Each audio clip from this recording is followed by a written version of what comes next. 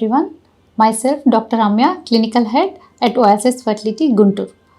So ఈరోజు నేను discuss చేయాలనుకుంది criteria for choosing best IVF centre. So చాలామంది పేషెంట్స్కి అసలు డాక్టర్ని ఇన్ఫర్టిలిటీ ట్రీట్మెంట్ గురించి లేదు ఫర్టిలిటీ పరంగా ప్రెగ్నెన్సీ పరంగా అసలు ఎప్పుడు కన్సల్ట్ అవ్వాలి, ఎవరిని కన్సల్ట్ అవ్వాలి, ఎట్లాంటి క్లినిక్ని సెలెక్ట్ చేసుకోవాలి అన్న డౌట్స్ చాలా ఎక్కువగా ఉంటాయి.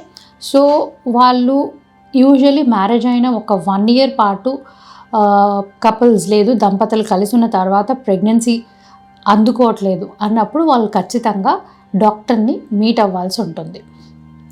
రెండోది ఏంటి అంటే ఖచ్చితంగా బెటర్ ఐదర్ గైనకాలజిస్ట్ లేదు అంటే అక్కడ దగ్గరున్న ఇన్ఫర్టిలిటీ స్పెషలిస్ట్ని మీట్ అవుతే వాళ్ళకి కావాల్సిన ట్రీట్మెంట్ విధానం ఏంటి అనేది ఎక్స్ప్లెయిన్ చేయడం జరుగుతుంది.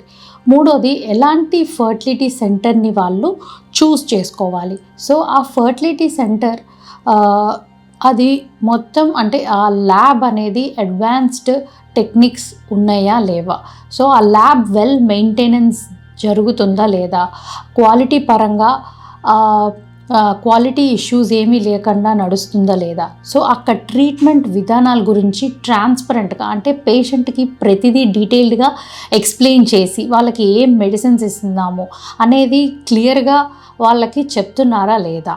సో ఇంకొకటి ఏంటి అంటే అక్కడ ఉన్న డాక్టర్స్ వెల్ ట్రైన్డ్ డాక్టర్స్ అయ్యి అంత అడ్వాన్స్డ్ ప్రొసీజర్స్ అన్నీ వాళ్ళకి తెలిసున్నాయా లేవా అనే విధంగా మనం ఆ సెంటర్ ఉందా లేదా అనేది చూస్ చేసుకోవాల్సి ఉంటుంది.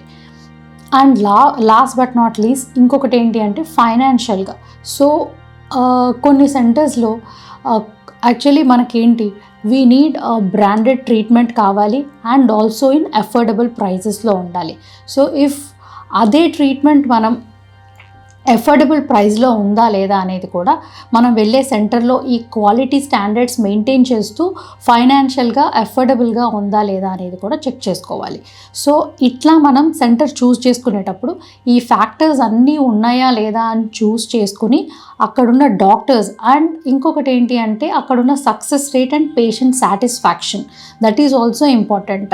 ల్యాబ్ స్టాండర్డ్స్ మెయింటైన్ అవుతంతో పాటు patient satisfaction and success rate. Patient satisfaction ఎప్పుడు వస్తుంది, when there is good success rate ఉన్నప్పుడు మాత్రమే వస్తుంది. సో అట్లా పేషెంట్ వర్డ్ ఆఫ్ మౌత్తో అంటే ఒక సాటిస్ఫైడ్ పేషెంట్ వెళ్ళి ఇంకొక పేషెంట్కి అక్కడ ట్రీట్మెంట్ బాగుంది అని చెప్తేనే ఆ సెంటర్ యాక్చువల్లీ చాలా వరకు అక్కడ సక్సెస్ ఉంది అని అర్థం. సో మనం చూస్ చేసుకునేటప్పుడు ఎప్పుడు ఈ ఫ్యాక్టర్స్ అన్నీ ఉన్నాయా అనేది సెలెక్ట్ చేసుకొని చూస్ చేసుకుంటే సో మీకు ట్రీట్మెంట్ వైజ్ డిలే కాకుండా అండ్ సక్సెస్ రేట్ అనేది కొంచెం బెటర్గా అందుకునే ఛాన్సెస్ ఉంటాయి అన్నమాట. సో ఈ విషయంలో ఏదైనా డౌట్ ఉంటే యూ కెన్ మా సెంటర్ దగ్గరకు వచ్చి మమ్మల్ని మీట్ అవ్వచ్చు. Thank you so much.